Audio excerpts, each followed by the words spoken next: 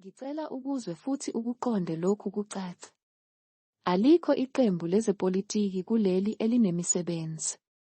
Wonke amathuba omsebenzi noma amabhizinisi awabantu baseNingizimu Afrika. Apartheid isystem babebandlulula izakhamuzi zasemzansi ngayo.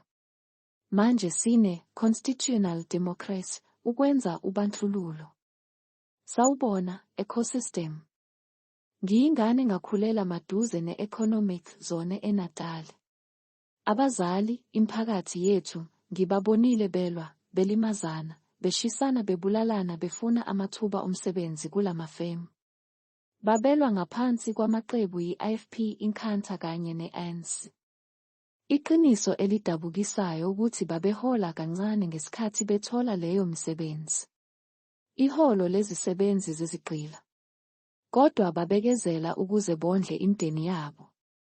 Ngaleso sikhathi kwaqanjwa ubuthelezi. UHef ungcono kunolofu. Njengoba wayevikela lamaholo. Egameni losomafemu. Yini ngempela eyangicasula kakhulu. Eziningi zalezi zinkampani zazikweleta abasebenzi imiholo. Uzwe abantu bethi, baye emsebenzini ngomsombuluko bafica ifemu isithuthile. Abaphathi bengabona.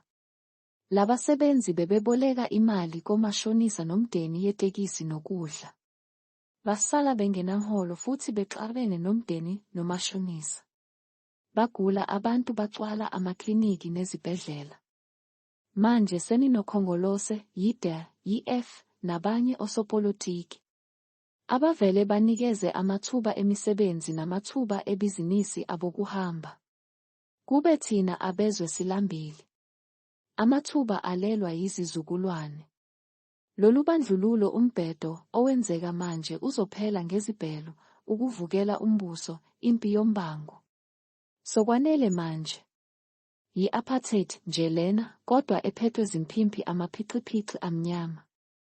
Ngiyazi iningi lenu liyakubona lokhu, kodwa uma kungenjalo manje, nizokubona maduze. Uthandi lona. Iba nosuku oluhle.